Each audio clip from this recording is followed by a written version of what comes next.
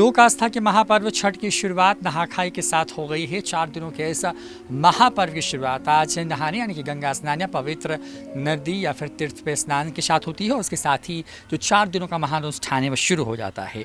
आज का दिन जो है वो चौथी तिथि है यानी कि चौथा दिन है और आज स्नान के बाद इस तरीके से कद्दू भात खाने की परंपरा है और उसके पहले जो है गेहूँ धो करके इसको खाने की परंपरा है। इसी से जो अनुष्ठान में इस्तेमाल होने वाला जो महाप्रसाद है वो बनता है, चाहे वो कसार हो उसके लिए देखिए चावल है, जो खरना के दिन जो खीर बनती है उसके लिए जो चावल हैं वो सुखाए जा रहे हैं धो करके, और जिससे ठेकुआ बनेगा जिससे रोटी बनेगी वो जो गेहूं है उसको सुखाया जा रहा है।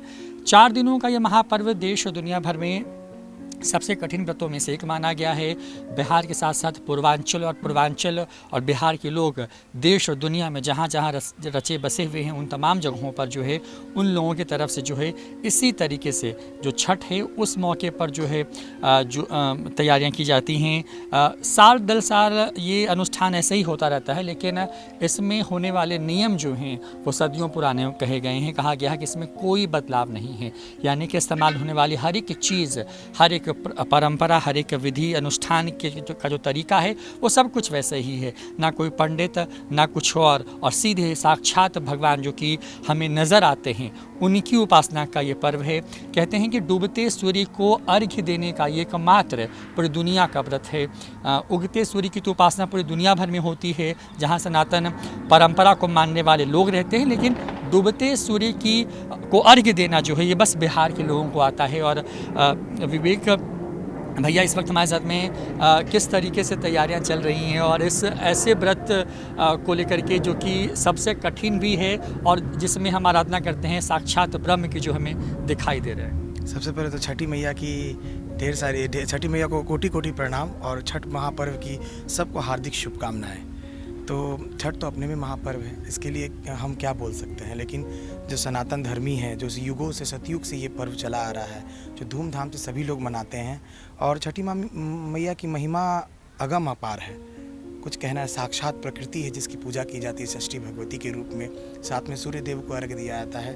तो षष्ठी भगवती या सूर्य देव की पूजा साथ साथ जो चलती है उसको महापर्व कहते हैं।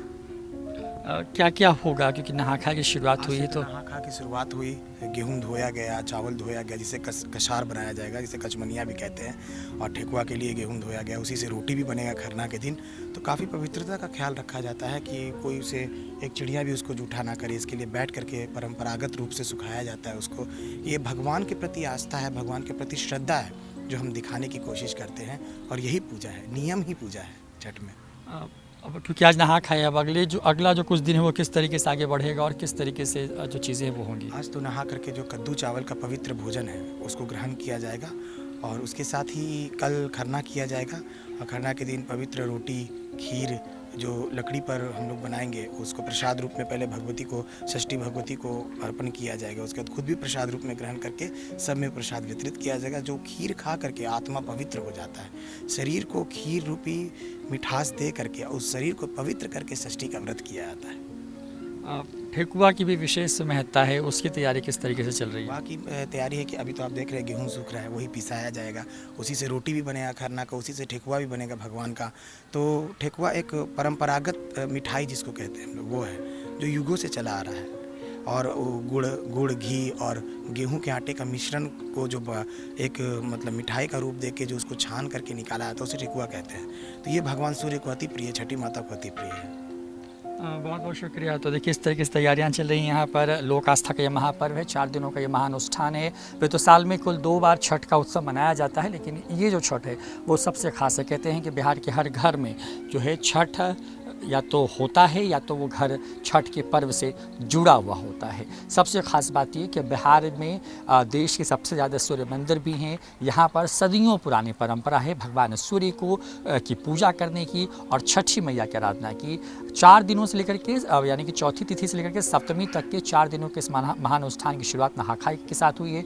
उसके बाद खरना यानी कि बस एक बार चंद्रोदय के वक्त में एक बार भोजन करना और उसके बाद 36 घंटे का जो निर्जल व्रत है वो शुरू हो जाता है। और इसी के साथ जब उगते सूर्य को अर्घ्य दिया जाता है उसके बाद इस महाव्रत की समाप्ति होती है। कहते हैं कि अनुष्ठान देश और दुनिया भर में किए जाने वाले तमाम व्रतों में सबसे कठिन है। न्यूज़ फॉर नेशन पर छठ पर्व से जुड़ी हर जो खबर है, हर वो वीडियो, हर जगह से हम आपके लेकर के हाजिर होते रहेंगे।